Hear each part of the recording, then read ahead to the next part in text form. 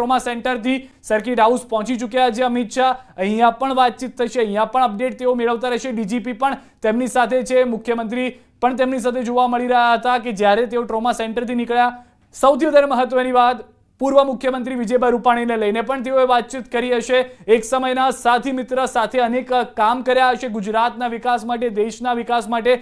પંજાબની જવાબદારી તેમની પાસે હતી પ્રભારી તરીકેની. તો આ તમામ વાતો છે. કોઈ પણ વ્યક્તિ પોતાના સ્નેહીજનને જ્યારે ગુમાવે છે અને તે પણ અકાળે મૃત્યુ, કારણ કે 58 સેકન્ડ જેટલો આ વિડીયો આપ જોઈ રહ્યા છો કે ટેક ઓફ થાય છે, એની 58 થી 59 સેકન્ડ નથી થતી, એ પહેલા જ પ્લેન ક્રેશ થઈ જાય છે અને મોટો બ્લાસ્ટ થાય છે. જાણે એક મોટી મિસાઇલ આવીને પડી હોય અને ત્યારબાદ જે બ્લાસ્ટ થતો હોય તેવા દ્રશ્યો જોવા મળી રહ્યા છે. આ એ ભોજન છે કે જે ભોજન પણ પૂર્ણ નથી કરી શક્યા, તુરંત જ પ્લેન ક્રેશ થાય છે. હતાહત જેવી પરિસ્થિતિ થઈ જાય છે. લોકો કદાચ અડધું જમવાનું પણ પોતાના નસીબમાં ન હોય તે પ્રમાણેની પરિસ્થિતિ છે. જે થાળીઓ છે તે આપ જોઈ રહ્યા છો, ગ્લવ્સ પડ્યા છે, એટલે કે જે મેડિકલ સ્ટાફ ત્યાં આગળ હતો, ગ્લાસ, વાટકા હજી એમને એમ જોવા મળી રહ્યા છે.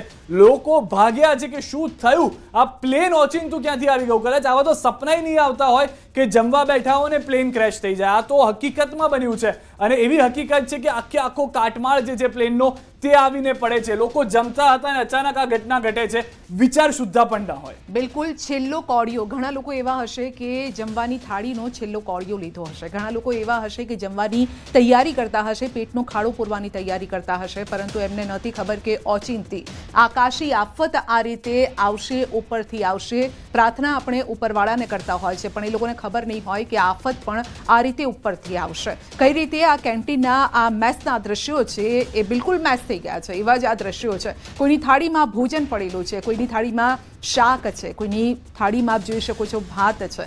બધા પોતપોતાની રીતે જમવાની આ તૈયારી કરતા હતા. સવારથી ઘણા લોકો સ્ટડી કરીને આવ્યા હતા, પ્રેક્ટિસ કરીને આવ્યા હતા અને ત્યારબાદ આ જમવાની તૈયારી ચાલી રહી હતી. થાળી લઈને બેઠા હતા અને એ સમયે જ પ્લેન ઉપરથી પટકાયું, આ બિલ્ડિંગ પર પટકાયું, અથડાયું અને એની સાથે જ જે ઉપરનો, કારણ કે સામાન્ય રીતે આપણે જોઈએ છીએ કે જે છત હોય છે એ છતને સ્ટ્રોંગ બનાવવામાં આવતી હોય છે, પરંતુ એ સમજી શકો કે આ બ્લાસ્ટ કેટલો ભયાનક હશે કે જેના કારણે એ છત તોડીને એનો પ્લેનનો જે ભાગ છે એ પણ એ મેસની અંદર તૂટેલો પડ્યો છે. કાટમાળમાં અત્યારે પરિવર્તિત થઈ ગયું છે, જે દ્રશ્યો પણ આપ જોઈ રહ્યા છો. અમિત શાહ પણ અત્યારે ટ્રોમા સેન્ટરથી નીકળ્યા છે, એટલે આપણે કદાચ એ વ્યક્ત કરી શકીએ કે કદાચ એ ઘાયલો સાથે પણ વાતચીત કરી હોય. ડીજીપી પણ ત્યાં પહોંચ્યા છે, તો પરિવારના કેટલાક સભ્યો પણ ત્યાં છે, કદાચ તેમને મળ્યા હોઈ શકે છે.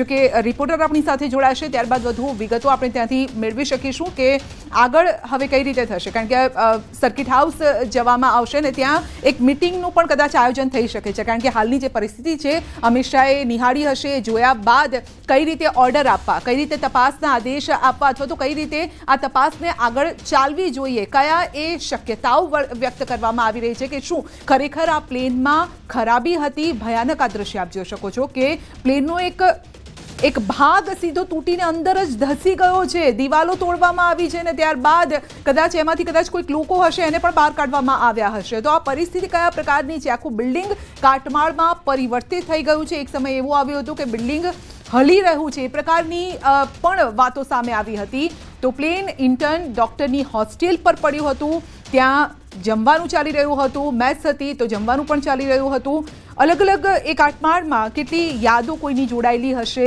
અલગ અલગ પાર્ટ્સ પણ આપ જોઈ શકો છો કે તેમાં જોવા મળી રહ્યા છે.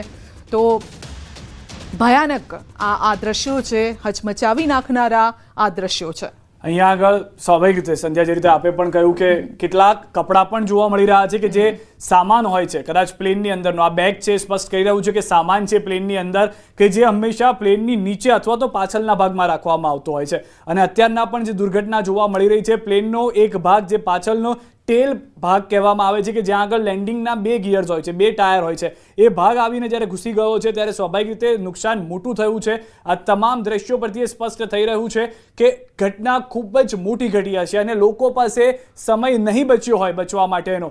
ફાયર એક્સ્ટિંગ્વિશર ચલાવવા માટેનો પણ કદાચ સમય નહીં બચ્યો હોય, કારણ કે એટલા બધા બાટલા ફાયર એક્સ્ટિંગ્વિશરના પડ્યા છે ત્યાં આગળ. પરંતુ કિચન હતું એટલે કે રસોડું હતું, તો અહીંયા આગળ ગેસના બાટલા હતા, ત્યાં પણ બ્લાસ્ટ થયા છે. વાસણોની અંદરની એ પરિસ્થિતિ સ્પષ્ટ કહી રહ્યું છે, કિચનની એ પરિસ્થિતિ એ સ્પષ્ટ કહી રહ્યું છે કે અહીંયા ભોજન લઈ રહેલા વિદ્યાર્થીઓ હોસ્ટેલની કેન્ટીનના જે દ્રશ્યો છે એ કેવા કંપાવી નાખે એવા છે. કારણ કે સ્વાભાવિક રીતે કોઈ વિચાર્યું પણ ન હોય કે આપણે અત્યારે જમી રહ્યા છે ને એક પ્લેન આવીને પડશે. કદાચ કોઈ વિચાર્યું પણ ન હોય. તે તો તેમના પ્લાનિંગમાં છે કે આજે આ સારવાર આપવાની છે, આ દર્દી આવ્યા છે, તેઓને ખુદને સારવારની જરૂર પડશે, કદાચ બીજ મગજમાં પણ નહીં આવ્યું હોય. અને આજે 58 સેકન્ડની અંદરની ઘટના ઘટી છે. કેટલી પ્રજ્વલિત થયેલી અગ્નિ હશે. પંખાની પરિસ્થિતિ આપ જો, પંખાને જે પાંખો છે એ વળી ગયેલી જોવા મળી રહી છે. બ્લાસ્ટ એટલો ભયંકર હશે, આગ એ સમયે અથવા તો ગરમી એટલી ભયંકર હશે કે પંખા જે છે તે પીગળી ગયેલી હાલતમાં જોવા મળી રહ્યા છે. દૂર દૂર સુધી પ્લેટફોર્મ, સામાન્ય વ્યક્તિના ઘરમાં જે પ્લેટફોર્મ હોય છે તેના જે પથ્થરો કેટલા મજબૂતી સાથે તેને તો ફિટ કરવામાં આવેલા છે, પથ્થરો તૂટી ગયેલા જોવા મળી રહ્યા છે. જ્યારે કે પ્લેન બહાર આવીને ટકરાયેલું છે, પરંતુ બ્લાસ્ટ મોટો હશે.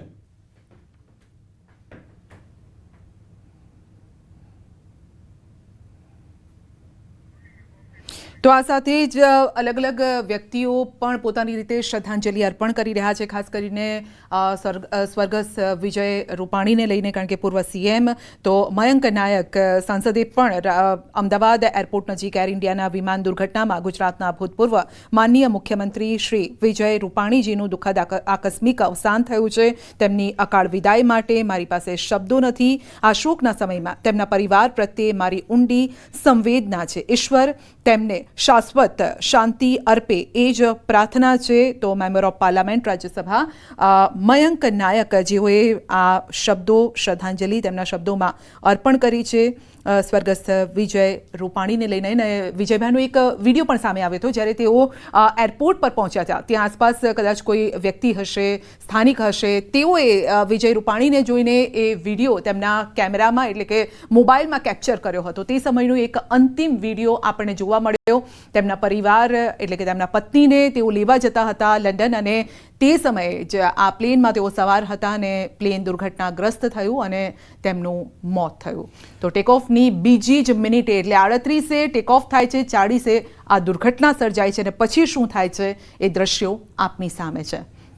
દ્રશ્યો એવા છે જે શબ્દોમાં પણ કદાચ આપણે વ્યક્ત ન કરી શકીએ એ પ્રકારના આ દ્રશ્યો છે. હચમચાવી નાખે એવી આ દુર્ઘટના છે, કારણ કે 37 વર્ષ પહેલાં એવી આ દુર્ઘટના થઈ હતી ને ત્યારબાદ આ દુર્ઘટના સર્જાઈ છે. એ સમયે પણ 133 લોકોના મોત થયા હતા, પરંતુ આ તો એનાથી પણ મોટી દુર્ઘટના છે. અને આમાં અત્યાર સુધીનો જે આંકડો પણ સામે આવી રહ્યો છે, કહેતા પણ કદાચ હોઠ પણ હવે મોં પણ ના પાડી રહ્યું છે કે પ્લીઝ હવે આ શબ્દો અથવા તો આંકડા ન બોલો, કારણ કે જે પરિવારના લોકોએ પોતાના સ્વજનોને ગુમાવ્યા છે.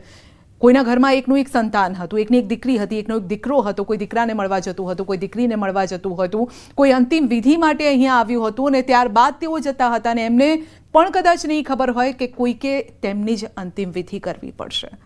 અલગ અલગ વાતો છે, અલગ અલગ કહાની છે, દુઃખભરી આ કહાની છે, પરંતુ કઈ રીતે પરિવારને પૂછો તો શું કદાચ એમની પાસે શબ્દો હોય. આંસુ સિવાય હવે તેમની પાસે કંઈ જ નથી બચ્યું. મેં પહેલાં પણ જે રીતે વાત કરી કે આ રીતે તો મોત નહોતું આવવું જોઈતું. પરિવારના સભ્યો પણ કદાચ એ રીતે જ કહેતા હશે કે મોત આવે તો આપણે કહેતા હોય છે કે જન્મ લીધો છે તો મૃત્યુ છે,